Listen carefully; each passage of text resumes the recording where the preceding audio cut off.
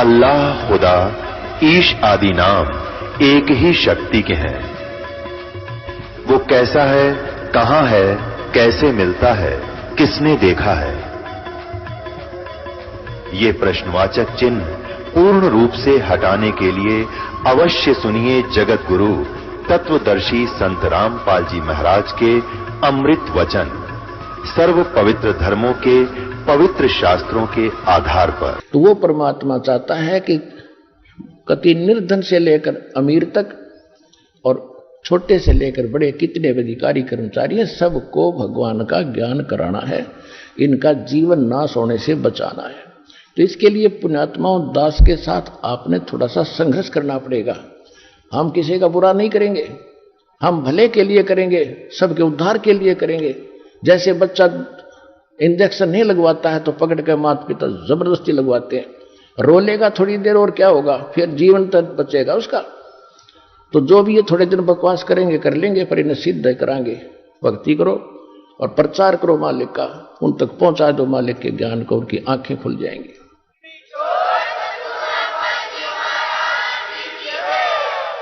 तो आज जो है परमात्मा इसीलिए आते हैं, ये नीरू नीमा उसी जन्म में गौरी शंकर और सरस्वती नाम के ब्राह्मण ब्राह्मणी थे।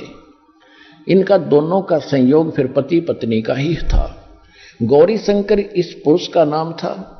ये बहुत अच्छा नेक व्यक्ति था, अच्छा ब्राह्मण था, किसी को गुमराह नहीं करता था, ना ये दूसरे जो श्राद्ध श्रूद के चक्कर में ये नहीं पड़ता था। केवल शिव भगवान की कथा करके जनता को ज्ञान समझाता था, भगवान की महिमा बताता था जैसा इसको पता था, और उससे जो भी दक्षिणा आती थी उससे अपना निर्वाह करता था। और फिर भी कोई पैसा बच जाता था तो भंडारा करता था, धर्म में लगाता था। ऐसा नेक ब्राह्मण था और इसकी महिमा घनी होगी थी। बाकी तो रोजी रोटी वाले ब्राह्मण थे, तेरे ये करड़ाई आ गई है, तेरे ऊपर ये संकट है, इतने पैसे धर दे, इतने दान कर दे, फलाना कर दे, ये अटपट करणीय थे।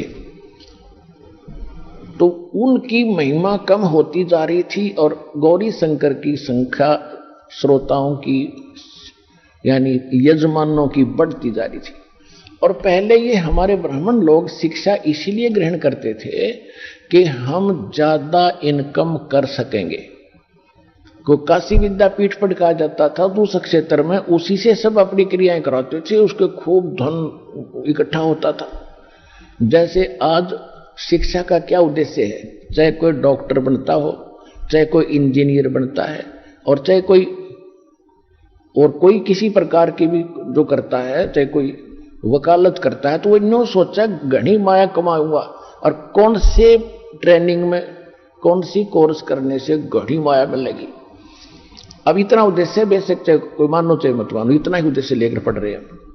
फिर क्या है कि इसी प्रकार पहले ये ब्राह्मण लोग पढ़ा करते थे, अपने बच्चों को पढ़ा करते थे कि काशी विद्यापीठ पढ़ कर आ गया तो घनी कमाई करा करेगा, ठाठ हो जाएंगे। इसी कारण से उन ब्राह्मणों को ईर्षा होगी उस गौरी शंकर से। उधर से उस समय मुसलमान धर्म के जो राजा लोग थे वो दिल्ली के शासक रहे लगातार कंटिन्यू। तो मुसलमानों को पता चला, काजी और मुल्लाओं को, कि हिंदू धर्म का सबसे ज्यादा प्रचार ये गौरी शंकर कर रहा है।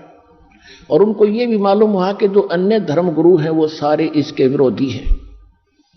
उसका फायदा उठाकर उन्होंने गौरी शंकर सरस्वती को जबरदस्ती मुसलमान बना दिया। उनके घर में अपना जूठा पानी छिड़क दिया, उनके मुंह में डाल दिया, और सब देखने वाले देख रहे थे।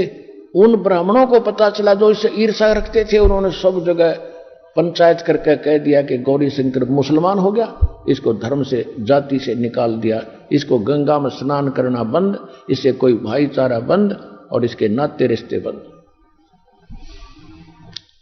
अब वो ऐसा ही हो गया और उसके पास कोई चारा बचा नहीं। गौरी शंकर सरस्वती के पास उन्होंने मुसलमान धर्म स्वीकार करना पड़ा। अब समस्या आ गई रोजी रोटी की। पहले तो दक्षिणा आती थी, अब उन्होंने सोचा भी सस्ते में कौन सा काम शुरू हो। उन्होंने कपड़ा बुनने का काम सबसे आसान लगा। उसमें कोई पैसा नहीं लगता, 4 लकड़ के लठ गाड़ने होते हैं डंडे खुट्टे से, और तार पूरा अपना शुरू कर दिया। एक लिया के वो छोटा सा काठ का बना होता है लोहे का, बस उससे उसका गुजारा शुरू कर दिया। फिर भी इतने नेक थे कि अपना गुजारा करते थे, बच जाता था धर्म पुण्य पर। जैसा भी उस धर्म का ज्ञान था उसी तरह लगाने लगे। अब परमात्मा अपने पूर्व संस्कार अपने वचनानुसार उनको आके संभालना ही था, और उसके साथ साथ फिर अपनी जो लीला वो करते हैं प्रत्येक युग में वो भी करनी ही थी। संवत 1455 विक्रमी संवत 1455 सन 1398 ज्येष्ठ सुदी पूर्णमासी को सुबह सुबह परमात्मा ब्रह्म मुहूर्त के अंदर, ब्रह्म मुहूर्त होता है सूर्य उदय होने से लगभग 1.5 घंटा पूर्व का समय, तो उस समय परमात्मा सतलोक से आकर के, इससे पहले थोड़ा यह बताना अनिवार्य होगा कि नीरू और नीमा उनके नाम रख दिए। गौरी शंकर का नाम रख दिया नूर अली, उसको शॉर्टकट में नीरू कहा करते थे, और उसका सरस्वती का नाम रख दिया नियामत, तो उसको कहने लगे नीमा। तो नीरू नीमा का गंगा घाट पर स्नान करना बंद कर दिया हिंदुओं ने, धर्म गुरुओं ने। तो उन्होंने सोचा कि कोई ऐसा स्थान खोजें जहां गंगा का ही जल बाहर आ रहा हो। तो एक लहर तारा नाम का एक सरोवर था जिसमें गौ घाटों के ऊपर से, जहां गौ घाट बने होते थे, उनके ऊपर के वर्षा के दिनों में ओवरफ्लो होकर दरियाएं चलती हैं, तो तब झालों से उछल उछल कर जल और एक सरोवर का रूप ले लेता था, धारण कर लेता था। फिर वो सारा वर्ष बड़ा निर्मल जल रहता है, क्योंकि गंगा के जल में एक विशेषता है, वो खराब नहीं होता, बहुत स्वच्छ और निर्मल जल, उसमें कमल के फूल उगाए होते हैं। तो वो वहां स्नान करने जाने लगे, जो उनकी कुटिया से लगभग 4 किलोमीटर दूर था, 3.5-4 किलोमीटर। ये दास देख कर आया है, दास के साथ सैकड़ों भगत भी आपके भाई बहन गए थे, वहां देख कर आए थे। तो लहर तारा तालाब में वो प्रतिदिन स्नान करके आया करते थे।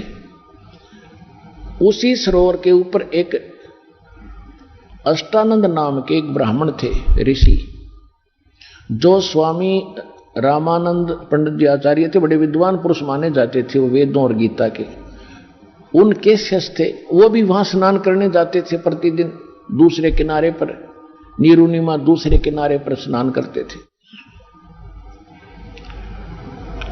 और अष्टानंद जी स्नान करके प्रतिदिन वहां अपने गुरुजी द्वारा प्राप्त भक्ति विधि का कुछ अभ्यास किया करते थे, ध्यान आदि लगाने की चेष्टा वहां करते थे, क्योंकि वहां सुंदर सुबह सुबह शांत वातावरण, और गर्मियों का मौसम था, जून का महीना, शीतल हवा सुबह सुबह चल रही थी, बहुत अच्छा वातावरण वहां जंगल का होता है। वहां नहा के धो के अपना बछा के चद्दर, और वहां बैठ कर अपनी साधना प्रतिदिन किया करता था, कुछ समय के लिए, फिर चला आता था, उसमें स्नान करके ऐसे साधना करता था। तो परमात्मा सतलोक से चलकर परमेश्वर आए, कबीर जी, और एक शिशु रूप धारण करके कमल के फूल पर विराजमान हुए। जब परमात्मा सतलोक से चले, शिशु रूप धारण करके शरीर आ रहे थे, तो अष्टानंद जी ध्यान अवस्था करने की चेष्टा कर रहे थे। कभी आंखें खोल लेते थे, कभी बंद होती थी। तो उसने क्या देखा कि आकाश से एक प्रकाश का, बहुत तेज प्रकाश का गोला सा और पूरी गति से आ रहा है।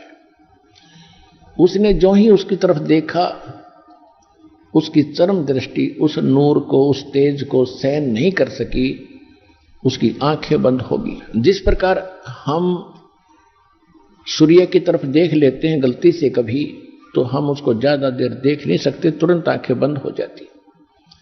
और आंखें बंद होती हैं या दूसरी तरफ करते हैं तो हमारी आंखों के सामने सूर्य का प्रकाश रहित एक आकृति दिखाई देती है, प्रकाश रहित। एक आकृति हमारे आंखों में समा जाती है और जिधर भी देखते हैं फिर वही दिखाई देती है। इसी प्रकार अष्टानंद ने जब उस गोले प्रकाश के पुंज को देखा, उसकी आंखें सहन नहीं कर सकी तो चरम दृष्टि, तो आंखें बंद हुई तो क्या देखा, एक बालक दिखाई दिया, प्रकाश रहित नूर बालक का, आकृति बच्चे की दिखाई दी। फिर उसने इधर उधर देखा तो वो आंखों वाला ही बच्चा दिखाई दे रहा था और वो नूर इतनी देर में आके, इतनी सेकंड में, और उस कमल के फूल पर इकट्ठा होकर के परमात्मा ने अपना तेज समेट लिया, शिशु शिशु रह गए। अंधेरे में उसने और कुछ दिखाई नहीं दिया कि मुझे तो मेरी आंखों में एक बच्चा सा दिखाई दे रहा, ये क्या लीला हुई। वो उठकर चल पड़ा। उसने जाकर के अपने पूज्य गुरुदेव स्वामी रामानंद ब्राह्मण पंडित जी से अपनी सारी घटना बताई कि महाराज ये क्या कारण है, ये कोई मेरी भक्ति की उपलब्धि है या कोई मेरी भ्रमणा है, मुझे कोई शंका हुई है। तो उन्होंने कहा कि बेटा, ऐसी जब सतिथि होती है, ऐसी जो लीला होती है, ये ऊपर से अवतार गण आते हैं और यहाँ किसी माँ के गर्भ में जन्म लेंगे, वो उनके शरीर में चले गए हैं और कुछ दिनों में जन्म लेकर वो अपनी लीला करेंगे बेटा, जैसा उनका निर्धारित होता है। अब स्वामी रामानंद जी को इतना ही ज्ञान था कि ये जिनको भगवान मानते हैं, श्री राम श्री कृष्ण आदि, और जितने भी 9 अवतार मानते हैं, 24 मानते हैं, ये सभी माँ से ही जन्म लेते हैं, लेकिन उनको वो ज्ञान नहीं है कि भगवान तो वो है जो माँ से कभी जन्म लेता ही नहीं। वो इतना इनकम्प्लीट नॉलेज ही था। फिर भी जैसा अपने शिष्य का समाधान उसने करना था वो समाधान कर दिया और अष्टानंद जी संतुष्ट हुए। उधर से क्या हुआ कि नीरू नीमा की एज बहुत हो गई थी, उनका कोई संतान नहीं थी। और पुण्यात्मा, हमारे समाज में एक बहुत बड़ी बीमारी ये भी है कि किसी का संतान ना हो तो उसका जीना आराम कर देते हैं। यहां तक देखा हमने कि उससे तो नफरत करने लग जाते हैं कि इसकी सुबह सुबह शक्ल भी ना देखनी चाहिए जिसका संतान नहीं है। और जिस कारण से वो स्वयं भी महसूस कर जाते हैं कि हम चले हैं तो लोग घरों में बढ़ जाएंगे या कोई रास्ता बदल जाते हैं। लेकिन अब बने क्या? अब अध्यात्म मार्ग के अंदर हम आपको बताते हैं कि जिनका संतान नहीं है, वो तो अलग बात है कि आज समाज, ऐसे समाज में रहते हो जहां आपको ये ज्ञान सुनने को मिलता नहीं, और सुनने को मिलता है तो एक दिन मिलता है, वहां बाकी समय वहां सब लोगों के ताने यानी व्यंग सहन ही करने पड़ते हैं, जिस कारण से हमारा ये ज्ञान हृदय में टिकता नहीं। फिर भी परमात्मा अपने बच्चों को वो तो रहम कर देते हैं कि चलिए ऐसे नहीं तो ऐसे मान लेगा, लेकिन जिनका उन्हें मोक्ष करना है तो वो अपने हिसाब से ही करते हैं। तो संसारिक दृष्टि से तो हम देखते हैं जिसका संतान नहीं वो सबसे दुर्भाग्यशाली व्यक्ति है, और यदि हम भगवान के अध्यात्म ज्ञान के पलड़े में तोलते हैं तो वो बड़ा सौभाग्यशाली व्यक्ति है यदि उसको भक्ति मिल जाती है तो।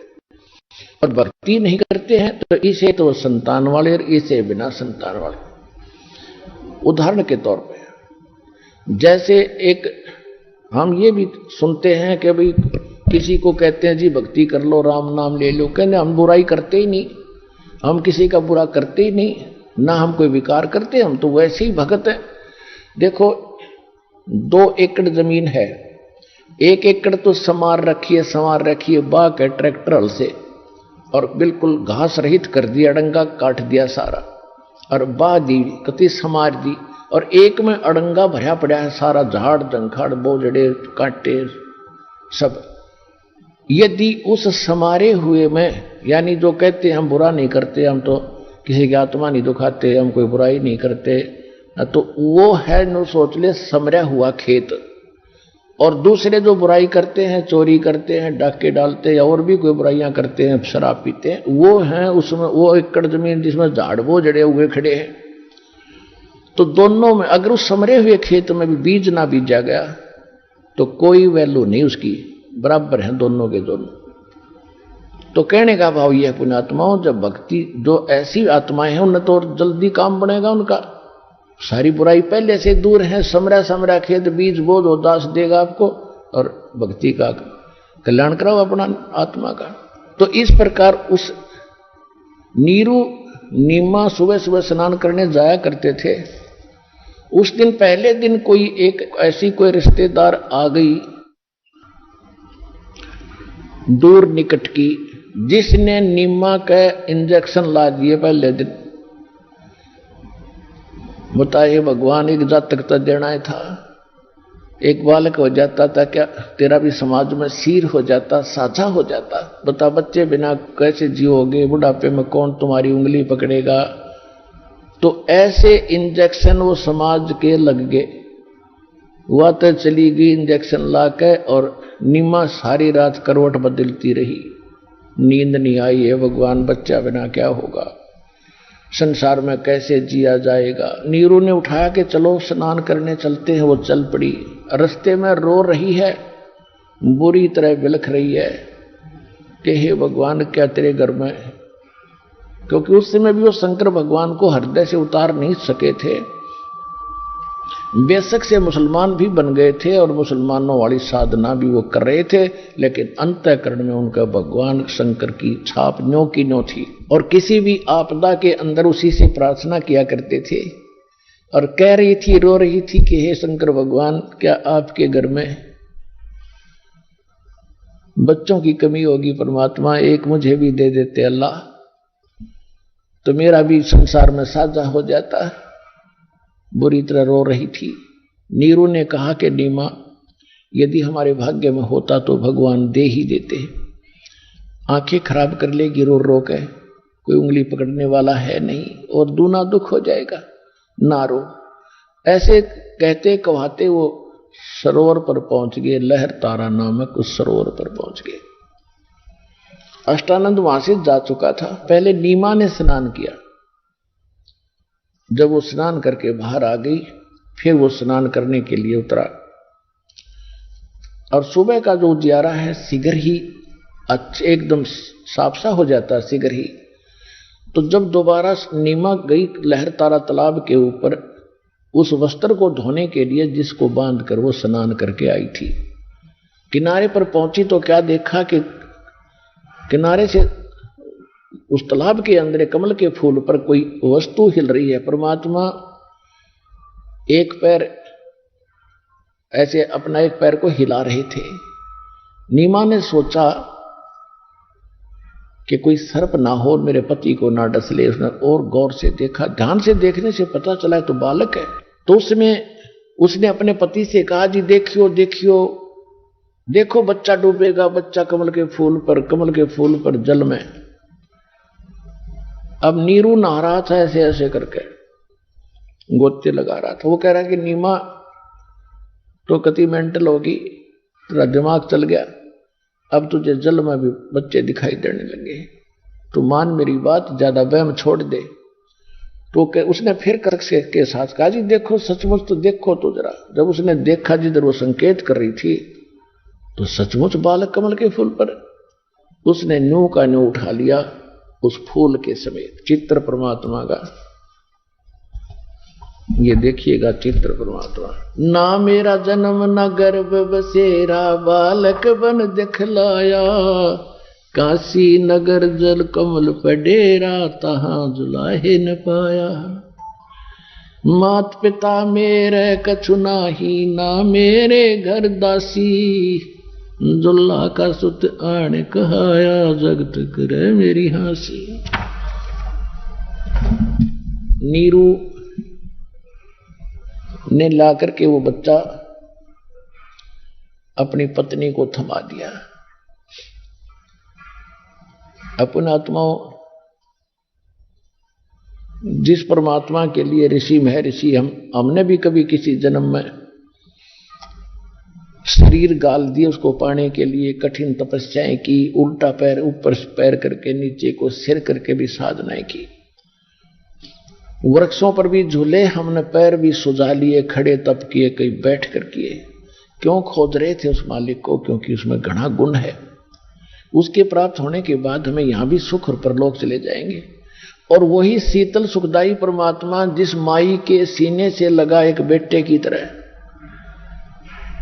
अब उसको जो अनुभव सुख का हुआ होगा उसका कोई शब्दों में बयान उसको नहीं किया जा सकता। अगर वो मालिक के हम चरणों में भी लग जाएं उसके, तो हमें कितना सुख होगा। और वो सीने से लग रहा है उस मां के, उस माई को। तो गरीबदास साहिब जी ने उनका चित्रार्थ बहुत अच्छा किया है कि गोद लिया मुख चूम कर हेम रूप जलकंत। कहते हैं उस माई ने उस उठाया, कभी उसके मुंह ने चूमे, कभी माथे न चूमे उसके ने, कभी सीने से लगा। और सौ सौ शुक्र मनाओ अपने शंकर भगवान का कि हे परमात्मा, आज याद किया था आपको हृदय से, आज ही आपने पुत्र दे दिया।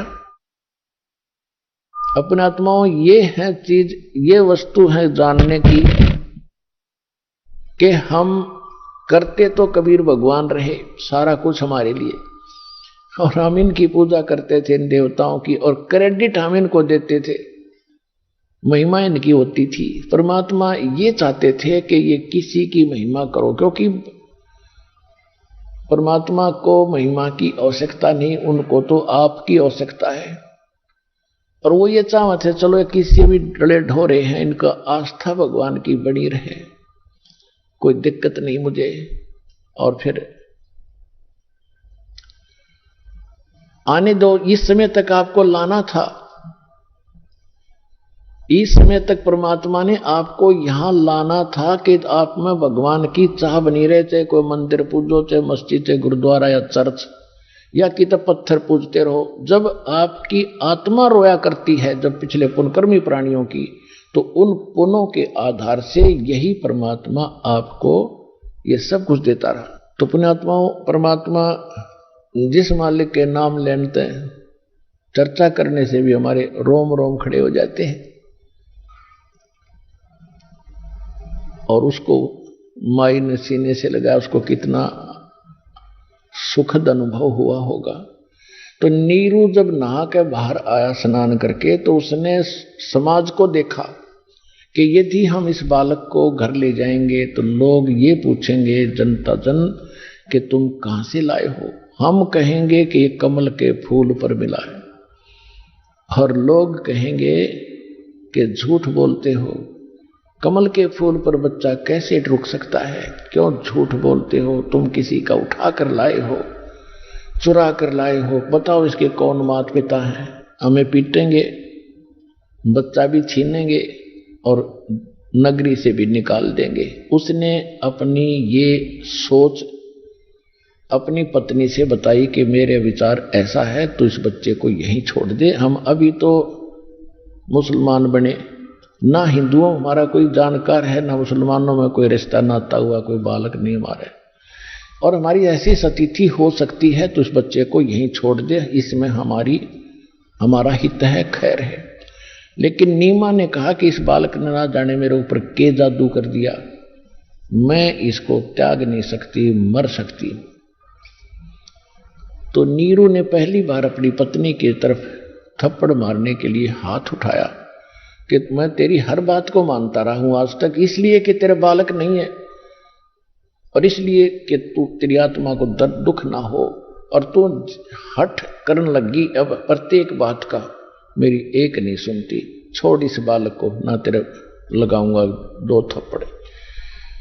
उसी समय परमात्मा शिशु रूप में कहने लगे कि नीरू, मुझे घर ले चलो, तुम्हें कोई कुछ नहीं कहेगा, मैं तुम्हारे लिए ही आया हूं। अब इस बात ने सुनकर वो नीरू डर गया कि ये कोई फरिश्ता हो सकता है, ये कोई ऐसा भूत प्रेत ना हो तेरे को हानि कर दे। चुप करके चल पड़ा, यस कहा ना नो कहा, घर ले आए। अब जब घर ले आए, इतना नारा बच्चा, इतना तेज मालिक का, इतना सुंदर शरीर, इतना हैंडसम, वे पूछो मत, कोई वर्णन नहीं कर सकते। वैसे जुलाहों में उस समय जो जुलाहों की स्थिति होती, आम नागरिक की ऐसी होती थी, सावले सावले से रंग होते थे तकरीबन, और उनका न्यारा शरीर था, आखिर तक मालिक तो अलग ही थे। तो जो भी पता लगे कि नीरू नीमा का इतना सुंदर बच्चा मिला इनको, वो ये भूल भाल गए क्यों मिला, कितने मिला, ये जरूर पूछ रहे थे कहाँ मिला, के कमल के फूल पर था। अब किसी ने इतना विवेक क्या ना करा कि कमल के फूल पर कैसे हो गया, जन्म पाया। तो कुछ उन्होंने अपने हिसाब से थोड़ा बहुत चेंज भी कर दिया, वहां पर रखा था किनारे पर कमल के फूल पर धरा था कि ये खाम खाम चट वो ना करेंगे चट चट। तो कहने का भाव ये है कि सारा गांव ऐसे देखने के लिए चला उस बच्चे को, जैसे मंडली बनाकर औरतें गीत गाती हुई आया करती हैं, किसी के कोई देखना होता था, कोई बच्चा हो जाता था, ऐसे आने लगी। यहां तक कि राजाओं तक ये बात पहुंची कि इतना सुंदर बालक आज तक कभी देखा ना सुना। तो ये बात खत्म हुई। उसके बाद जब बच्चा 25 दिन का हो गया, ना दूध पीवे ना अन्न खावे, कुछ भी नहीं खाओ पीवे। नीरू और नीमा दोनों चिंतित हुए, लेकिन नीमा मां को ज्यादा टेंशन होती है। वह तो सारा दिन उनके मुंह की तरफ देखती रहती थी बच्चे को, और दूध वो पी नहीं रहा था। और स्वस्थ ऐसे था जैसे बच्चा किलो दूध पीता हो डेली, इतना तरह उसका शरीर स्वस्थ हो रहा था, फल रहा था, फूल रहा था। अब 25वां दिन जब निकला तो नीमा ने फाइनल कर दिया कि हे परमात्मा शंकर भगवान, हे शंकर भगवान, आपने अपनी दासी की एक अर्ज सुनी थी और इस संसार में जीने की एक आस जागी थी। ये बच्चा आपने देना ही नहीं था दाता, अगर ये ऐसे मरना था तो।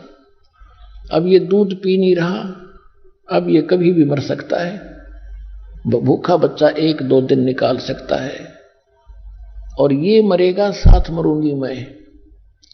अब इस संसार में मेरा जिया नहीं जागा। कोई व्यंग कसेंगे, कोई ताने लगावेंगे कि किरा किचका बच्चा लाए थे ठाके, इसलिए तने संभाला, को ना मार दिया। एक कलंक मेरे सिर पर और रखा जागा, और इसके बिना मैं जी नहीं सकती। ये कति हृदय में मान लिया। परमात्मा तो अंतर्यामी है, उनको मालूम था कि मैं तो मरूना पर या बुढ़िया जरूर मर जाएगी। इसलिए उन्होंने शंकर भगवान को प्रेरित किया। परमेश्वर के रिमोट से चलता सारा जीव।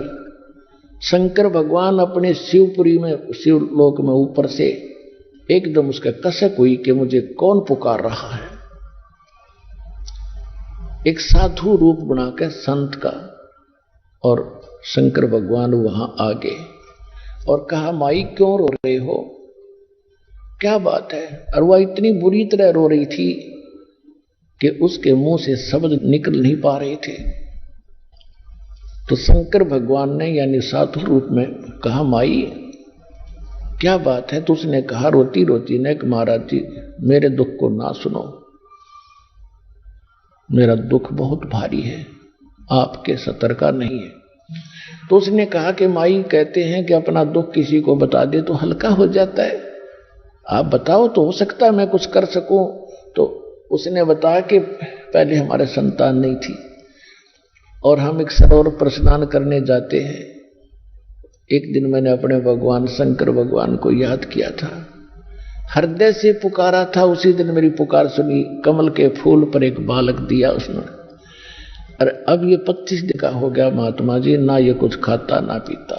ये तो निश्चिंत है कि इसकी मृत्यु होगी और साथ मैं मरूंगी, मैं सुसाइड करूंगी, मैं जीऊंगी नहीं। ये फाइनल फैसला है, नो रो रही हूं कि ये भगवान ना देते तो अच्छा। तो अब देकर ले रहे हो। तब शंकर भगवान ने कहा कि तेरा बेटा ला माई कहां पर है। वो लाई उठाकर, माई ने सोचा साधु संत कुछ वरदान दे देते हैं, इसके चरणों में डाल देती हूं, बच्चे को जीवन रक्षा कर देंगे। जो ही बच्चों को, परमात्मा को, कबीर जी को, बालक को शंकर भगवान के चरणों में डालने के लिए जमीन पर डालना चाहा तो परमात्मा ऐसे हवा में उड़ गए और शंकर भगवान के सिर के समान इतनी ऊंचाई पर आकर नो के नो रुक गए। अब उस माई ने सोचा, नीमा ने, कि इस बाबा जी में गजब की करामात है, इसने मेरा बच्चा हवा में उड़ा दिया, देख नो का नो डांट दिया। तो फिर शंकर भगवान ने ऐसे हाथ किया जैसे बच्चे को हाथ में लेते हैं परमात्मा, वहां से उसके हाथों में आ गए। तो इन लीलाओं को देखकर नीमा की आशा जागी कि अवश्य मेरे बच्चे का कुछ समाधान ये संत जरूर करेगा। तो जब परमात्मा को शंकर भगवान ने गोदी में लिया तो दोनों की नजर मिली। तो शंकर भगवान ने कहा, उसके परमात्मा के हाथ देखे, क्योंकि ये जंतर मंतर ज्यादा पर लोगों का दिल डांटते हैं। परमात्मा के हाथ को देखकर कहा, माई तेरा बेटा मरे को नहीं, ये मरने वाला नहीं है, इसकी तो बहुत लंबी उम्र है। तो नीमा ने कहा कि महात्मा जी, इन सुख की सांत्वना से मेरा दिल नहीं डटेगा, यो बच्चा कुछ पीवेगा तो मेरा दिल डटेगा, ना तो मुझे इस सुख की सांत्वना से संतोष नहीं हो सकता। कुछ भी बात बनाओ, अविनाशी है, ये कैसे जिएगा, जो मरने वाला है। तब परमात्मा ने कहा कि शंकर भगवान, इनको कहो एक कुंवारी गाय ले आवे, कुंवारी गाय ले आओ बछिया, जिसके साथ बैल ना लगा हो, कभी टच ना की हो, और एक कुम्हार के घर से पवित्र पात्र ले आओ, कोई बरोला हांडी यानी कोई मटका मिट्टी का छोटा। तो उसने ऐसा ही कहा कि माई अपने पति को बुलाओ, वो भी आ गया। और उससे पहले क्या था कि नीरू भी साधु संतों के पास जाता था, अपने बच्चे की जो ये भोजन नहीं करता उसके विषय में सबसे प्रार्थना करते थे, सब जंतर मंत्र भी कर लिए थे, पर कोई असर नहीं हो रहा था। वही नीरू उस दिन ही रामानंद जी के पास गया हुआ था और रामानंद जी से सारी कहानी बताई कि स्वामी जी, मुझे एक ऐसा बालक मिला हमारे को, और 25 दिन हो गए उसने आज कुछ नहीं खाया, कि जंतर मंत्र बताओ। तो उन्होंने कहा कि भाई ऐसा कहाँ मिला था कि लहर तारा तालाब पर। कब मिला था कि इस दिन मिला था। तो उसने जो अष्टानंद वाली बात सुनी थी वो कुछ हृदय में आई, लेकिन उनका ये ना जचाई थी कि ऐसे भगवान कमल के फूल पर स्वयं आ गया होगा, तो उसने उसको ध्यान नहीं दिया। तो उसको समाधान बता दिया कि ये कोई ब्राह्मण विद्वान पुरुष है, पिछले जन्म का कोई सिद्ध पुरुष है, इसके लिए तुम एक कुंवारी गाय ले आओ बच्चिया, जिसके साथ बैल टच ना किया हो, और उसके सामने खड़ा कर दियो, वो अपने आप दूध देवेगी, वो दूध पिला दी। तो ये बात नीरू के जची नहीं कि इस पंडित जी ने अपने यहां से मुझे टालने के लिए ये बेतुकी बात करी है, कुंवारी गाय कैसे दूध देगी। तो उसने वो विचार भी छोड़ दिया कि नहीं, ऐसा नहीं हो सकता। वो आकर पहले बैठा ही था और अपनी पत्नी से बता दिया था कि कहीं पर भी कोई समाधान ये निकल नहीं रहा है, तो वह इसलिए उर्गणी दुखी हो रही थी। तो फिर परमात्मा ने शंकर भगवान से कहा कि आप इनको कहो कि कुंवारी गाय लावे। उसने अपनी पति से कहा कि आयो जी, महात्मा जी ये कह रहे हैं कि कुंवारी गाय लाओ, वह दूध देवेगी जब यो बालक पीवेगा। अब रामानंद जी की बात तो उसका जची नहीं थी कि ये भी कभी हो सकता है। तो जब उस महात्मा के मुख से भी यही बात उसने सुनी नीरू ने, तो उसका कुछ दृढ़ता आई और कहा तू गाय ला। और परमात्मा ने कहा था कि हे शंकर भगवान, इनको कहो एक कुंवारी गाय लाएं और उसके ऊपर आप अपनी आशीर्वाद भरा हाथ धर दियो, वह दूध दे देगी, आप तो महापुरुष हो। अब परमात्मा के बच्चे हैं ब्रह्मा विष्णु महेश भी, उनको उन्होंने पावर देनी है, उनकी महिमा करनी है। आप वो महिमा के भूखे नहीं है, क्योंकि वो महिमा से परिपूर्ण है। कहते हैं बड़े बड़ाई ना चाहे, ये छोटा बहुत एतरावे, जो प्यादा फर्जी हो वो टेढ़ा मेढ़ा जावे। कबीर साहब कहते हैं जो समर्थ हैं वो महिमा की चाह नहीं करते, जो ओछे होते हैं वो घने, वही ज्यादा अपनी महिमा की भूख रखते हैं, वो ज्यादा अटपट करते हैं। जैसे जो फर्जी रास्ता होता है खेतों में आपने देखा होगा, किसी के किलों के बीचों बीच बना लेते तो कहते हो टेढ़ा मेढ़ा जाता है, वो अस्थायी होता है। और जो सही रास्ता होगा वो तो बिल्कुल स्ट्रेट जाता है, तो वो पक्का होता है, उसमें डिस्टर्बेंस नहीं होती। तो कहते हैं बड़े बड़ाई चाहे नहीं और छोटा बहुत इतरावे, और जो रास्ता फर्जी हो फर्जी वो टेढ़ा मेढ़ा जाए। तो कहने का भाव ये है कि परमात्मा ने महिमा की भूख नहीं थी और जो लीला वो करते हैं वो करनी ही थी। तो उसी समय नीरू गया, एक बच्चिया लाया 1.5 वर्ष की, एक कुमार के घर से एक बर्तन ले आया। कबीर परमात्मा के आदेशानुसार शंकर भगवान साधु रूप में खड़े थे, कुमारी बच्चिया के कमर पे हाथ मारा, थप थप थपी दिया आशीर्वाद की तरह। उसी समय लंबे लंबे सतन हो गए और नीरू नीचे बैठा था, पकड़े उस पात्र को और वो दूध की धार बह चली और पात्र भरते ही वो रुक गई। बोलो सतगुरुदेव की।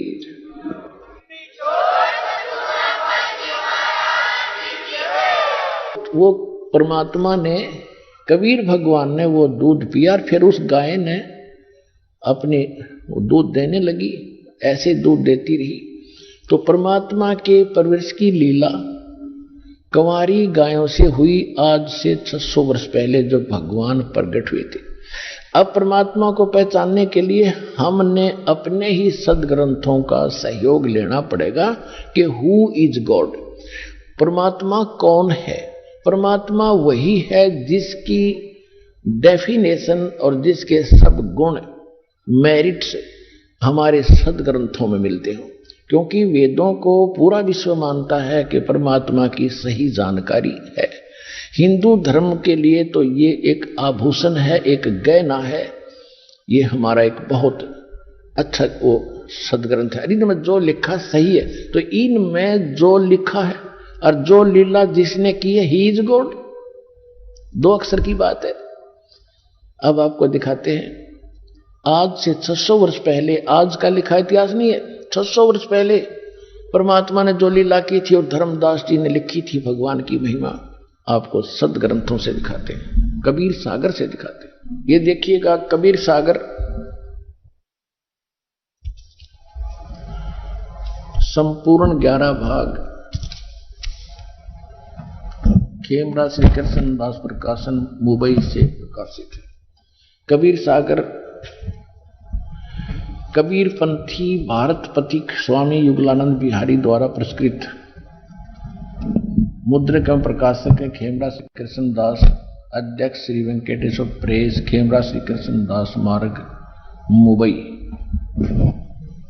इसमें एक ज्ञान सागर नाम का अध्याय है। अब इसके ये है ज्ञान सागर,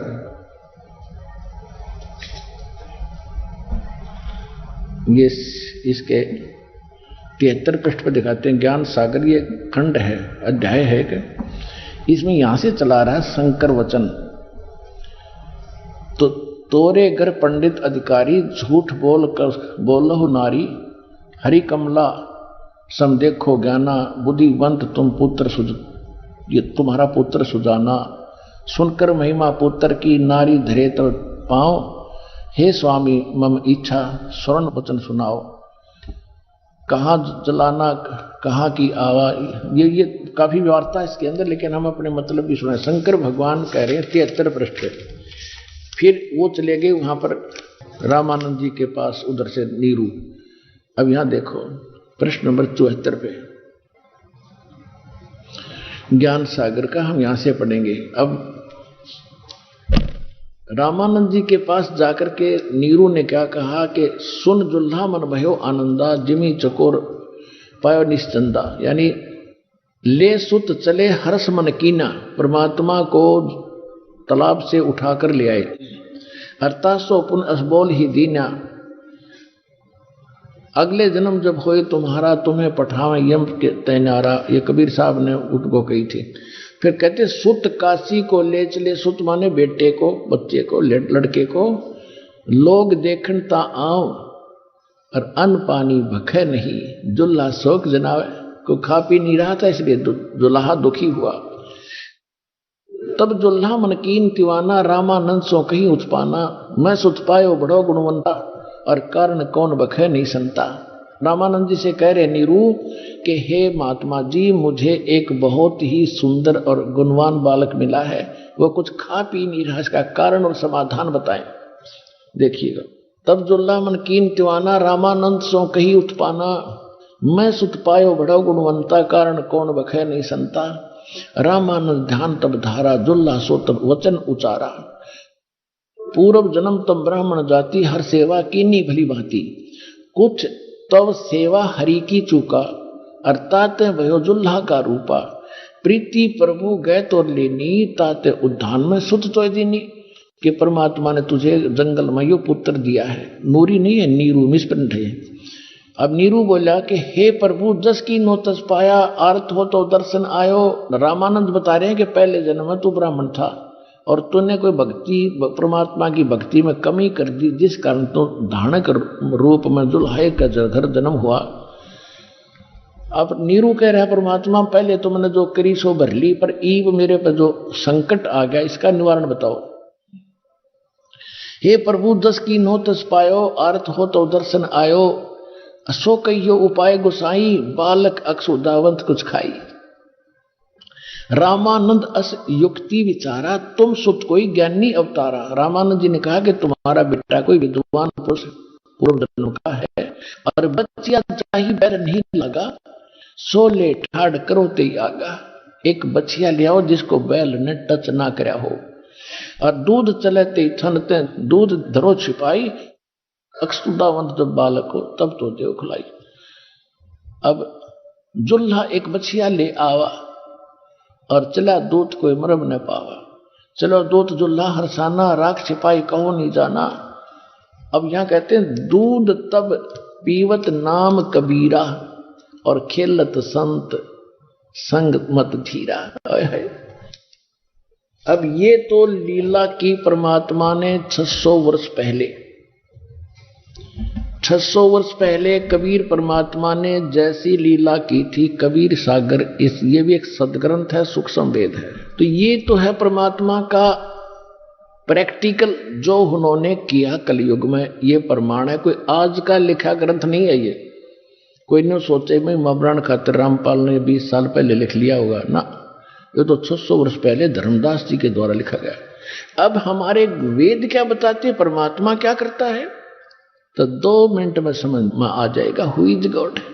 ये देखिएगा ऋग्वेद मंडल नंबर 9 सूक्त 1 और मंत्र 9 में ये स्पष्ट है कि परमात्मा जब शिशु रूप धारण करके आता है, उसकी परवरिश की लीला कुंवारी गायों के द्वारा होती है। ये देखिएगा, ये है ऋग्वेद मंडल 9 और 10 इकट्ठे ही हैं। और एक और कमाल की बात है, ये आर्य समाज के विद्वानों द्वारा प्रकाशक सार्वजनिक आर्य प्रतिनिधि सभा, महर्षि सिद्धांत भवन, रामलीला मैदान, नई दिल्ली। और ये है महर्षि दयानंद सरस्वती कृत, और ये है Mudryk Prince offset printers 1510 Pataudi house, Daryaganj, नई दिल्ली। अब ये कमाल की बात है, कहते हैं अब देखो इस महर्षि का कितना बोलबाला, जन वेदों का ठेका इससे ले रखा था, इसने कक्का पता नहीं महर्षि ने। अब देखो अनुवाद ही नन कर रखा है। एक कमाल की बात है, अनुवाद इनका किया हुआ है, तड़ंगा तो कर ही रखा है, लेकिन सच्चाई कैसे छुपा देंगे। मूल पाठ तो सबके पास उपलब्ध था ना, इसे नहीं बदल देते ये अपनी बकवादों को ऊपर रखने के लिए। अब देखो ये है ऋग्वेद 9वां मंडल और प्रथम सूक्त का प्रथम मंत्र यहां से शुरू होता है। इसमें एक तो ये देखो, सोम माने परमात्मा, यानी सोम का अर्थ है सोम स्वभाव परमात्मन, यानी शीतल स्वभाव वाला भगवान। ठीक है, सोम। अब हम चलते हैं इसी ऋग्वेद मंडल नंबर 9 के सूक्त।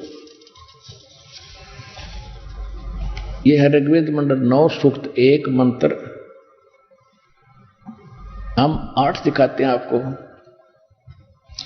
इसमें क्या लिखा कि उस पुरुष को, परमात्मा को उग्र गतियां प्रेरणा करती हैं, यानी संसार में जब ऐसी परिस्थितियां हो जाती हैं, हाहाकार मच जाता है, बुरा हाल हो जाता है, तो उस समय वो परमात्मा एक सुंदर शरीर धारण करके पृथ्वी पर आता है। ये देखो, उस पुरुष को उग्र गतियां प्रेरणा करती हैं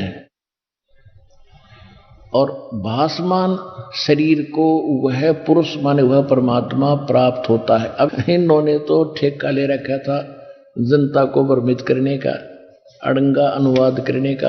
अब देखो, शुरू से इस मंडल नंबर 9 के सूक्त 1 से लेकर और 7 तक 6 तक ये यूं करते आ रहे हैं, हे परमात्मा हे परमात्मा, यानी परमात्मा की महिमा है इसमें। और वहां जाकर इन्होंने घुमाना शुरू कर दिया, पुरुष लिखना शुरू कर दिया। अब पुरुष माने परमात्मा ही होता है, आपको बहुत बार बताया। ये देखिए, ऋग्वेद मंडल नंबर 9 सूक्त 1 का मंत्र 1 में हे परमात्मन है परमात्मा की महिमा।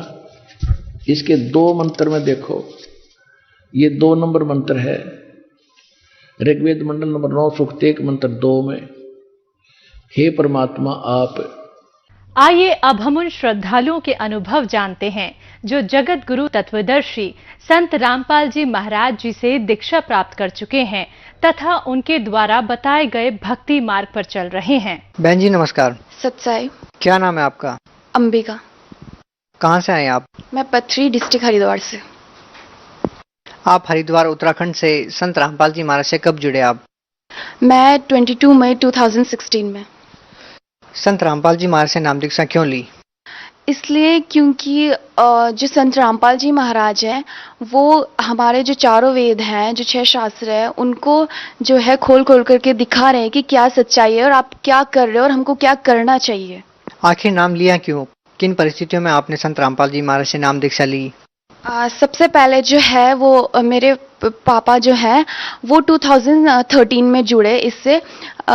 वो उनकी जो है सबसे पहले वो जॉब करते थे चंडीगढ़ में, तो उनकी जो है कंडीशन थोड़ी ख़राब होने के कारण, तबीयत ख़राब होने के कारण वो 5 साल तक जॉब नहीं कर पाए।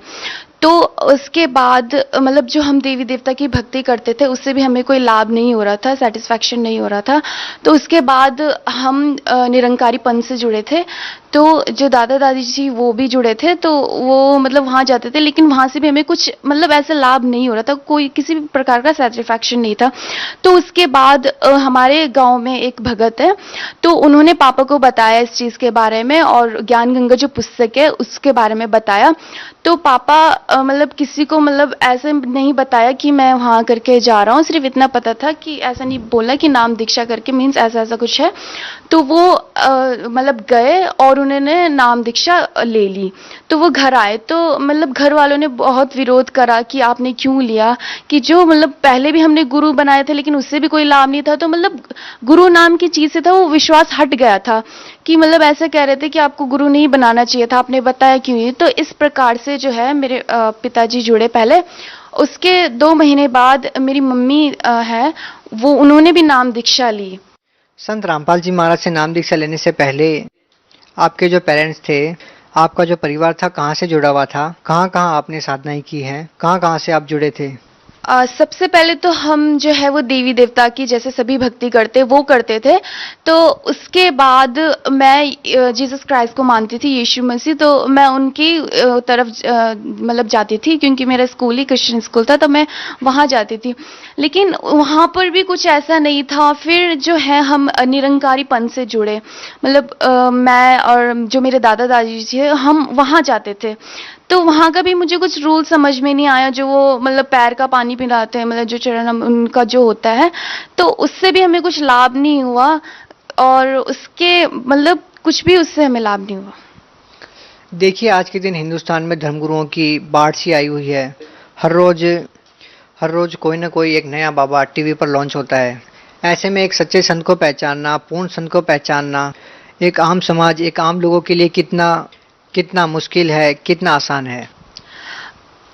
ये तो सिंपल सी बात है। अगर आज का समाज एजुकेटेड है तो उन्हें ये देखना चाहिए कि जो संत रामपाल जी महाराज हैं वो हमारे वेदों को, पवित्र बाइबल, कुरान शरीफ, गीता, 6 शास्त्रों को, 11 उपनिषद को, 18 पुराण को खोल खोल करके दिखा रहे कि अक्षर ज्ञान तो मालिक ने इसीलिए दिया था कि ताकि आप गलत और सही का वो कर सको, आपको पता चल सके कि क्या सही है और क्या गलत है। तो यही जो है कि हम अगर हम पढ़े लिखे हैं, अगर आज एजुकेटेड हैं, तो हमें ये देखना है कि हमें अगर सच्चाई जाननी है तो जो हमारे शास्त्र के अनुकूल है वो देखना है, और हमें एविडेंस देखना, प्रूफ देखना है कि इसका एविडेंस क्या है। बाकी गुरु तो सिर्फ दंत कथाएं बोलते हैं और उनका सर ना पैर, मतलब कुछ भी नहीं है। तो संत राम, क्या आपको लगता है कि जो आज तक हम पूजाएं करते आ रहे हैं लाखों करोड़ों वर्षों से, किसी भी संत ने आज तक शास्त्रों को, वेदों को नहीं पढ़ा होगा? अगर उन्होंने पढ़ा भी होगा तो उन्होंने समझा नहीं है उस चीज को, क्योंकि अगर उन्होंने समझा होता तो वो जो है यहाँ जरूर आते और संत रामपाल जी महाराज जी दीक्षा जरूर लेते, ना कि उनका विरोध करते, क्योंकि सच्चाई यही है। देखिए 21वीं सदी चल रही है, डिजिटल इंडिया की बात की जाती है। ऐसे में लोगों का ये समझना बहुत मुश्किल होता जा रहा है कि मंत्रों के जाप से, भक्ति करने से लोगों की कैंसर जैसी भयानक बीमारियां कैसे ठीक हो रही है, कैसे लोगों की आर्थिक स्थिति ठीक हो रही है, कैसे लोग नशों से दूर हो रहे हैं। जैसा कि आज के दिन हिंदुस्तान में नशा चल रहा है, तो लोगों के लिए समझना मुश्किल होता जा रहा है कि केवल मंत्रों के जाप से इस तरह के लाभ कैसे मिल सकते हैं। आपका प्रश्न बिल्कुल सही है जो आप कह रहे हो कि लोग कहते हैं कि मंत्रों के जाप से इतनी सारी बीमारियां कैसे कट सकती है। तो एक ये वो तो सिर्फ ये हो सकता है कि या तो आप शास्त्र के विरुद्ध भक्ति कर रहे हो, आप जो है शास्त्रों के मतलब उससे हटकर भक्ति कर रहे हो, आपका मनमाना आचरण है वो। क्योंकि जब मैं इस भक्ति को कर रही हूँ, मैं शास्त्र के अनुकूल भक्ति कर रही हूँ, जब मुझे लाभ हो रहा है तो बाकी उनको क्यों नहीं हो रहा है? क्योंकि वो शास्त्र के अनुकूल भक्ति कर ही नहीं रहे। उन्होंने शास्त्र तो पढ़े हैं लेकिन उन्होंने समझा नहीं उस चीज को मतलब माना नहीं उन्होंने। तो मतलब इस यहाँ रहते आस्तिक रहते हुए भी हम लोग नास्तिकों जैसे बात कर रहे हैं।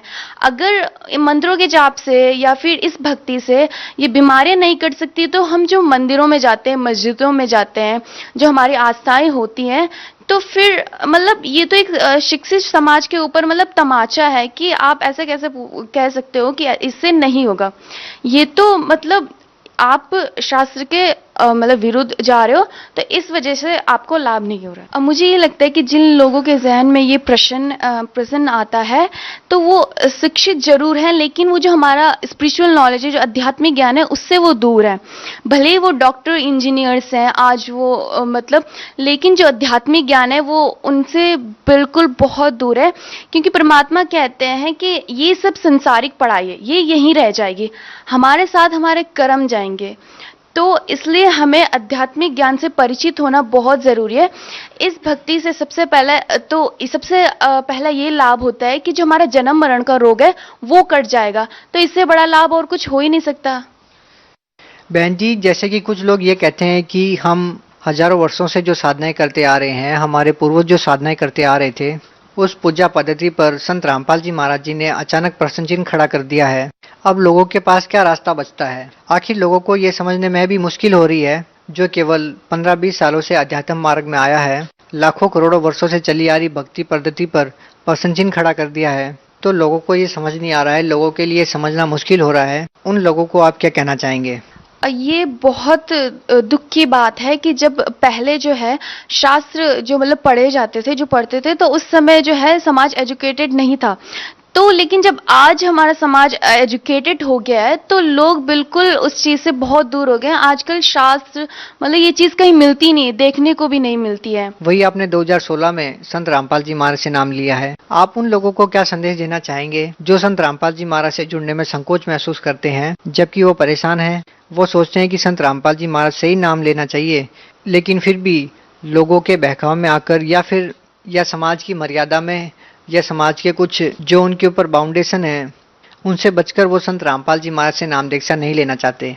जैसे कि आपने प्रश्न पूछा, तो अगर मतलब आपको सद्भक्ति मतलब लग रहा है कि ये सही है, अगर करोड़ों लोगों के इतने दुख हैं, जो कैंसर जैसी बीमारियां हैं, तो उससे वो सही हो रहा है, तो मतलब करोड़ों लोगों को लाभ हो रहा है इस चीज से, तो मतलब अगर मुझे भी इस चीज से लाभ हो रहा है, तो अगर आपको जो है इस चीज में बिल्कुल भी संकोच नहीं करना चाहिए और जल्द से जल्द जो है वो संत रामपाल जी महाराज जी से दीक्षा प्राप्त करनी चाहिए।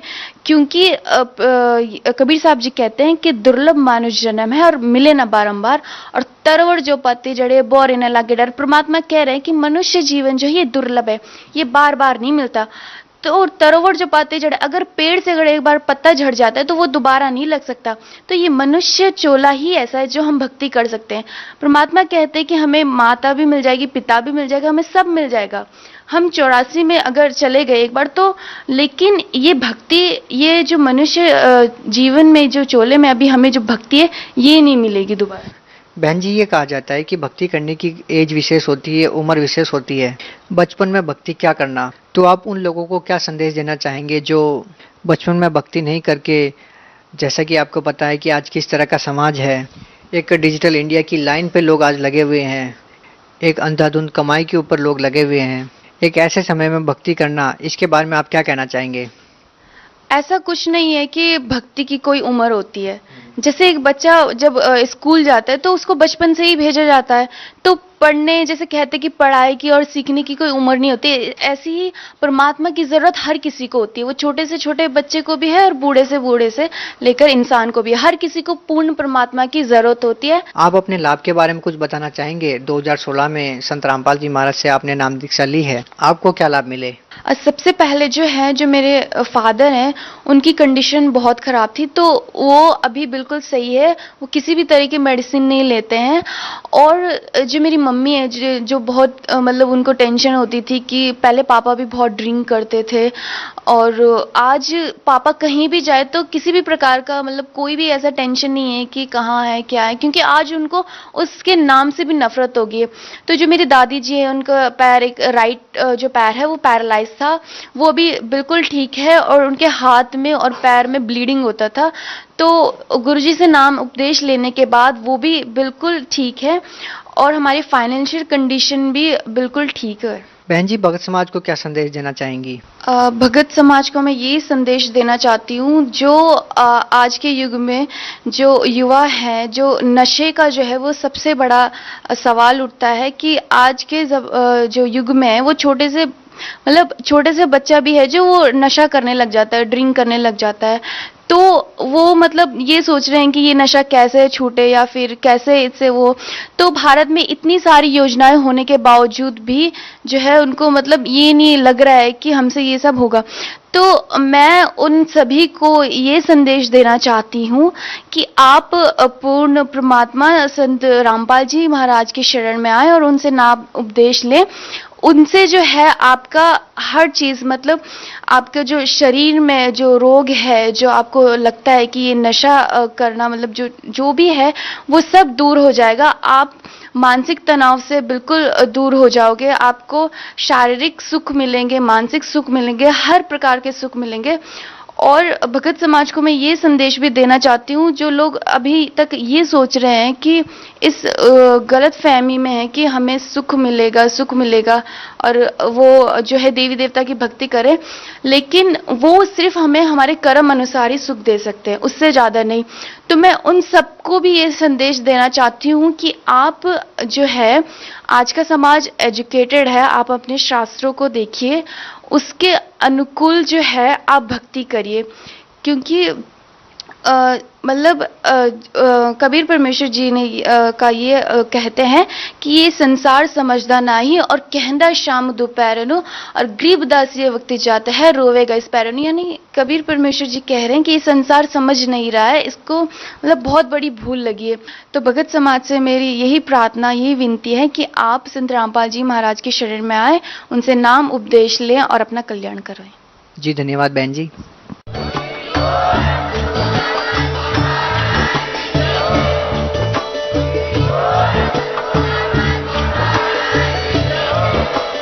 आप सुन रहे थे जगत गुरु तत्वदर्शी संत रामपाल जी महाराज जी के मंगल प्रवचन। अधिक जानकारी के लिए विजिट कीजिए हमारी वेबसाइट www.jagatgururampalji.org। संत रामपाल जी महाराज जी के शुभ आशीर्वाद से पूरे विश्व भर में 500 से भी ज्यादा नाम दीक्षा केंद्र हैं, जिन पर संत रामपाल जी महाराज जी द्वारा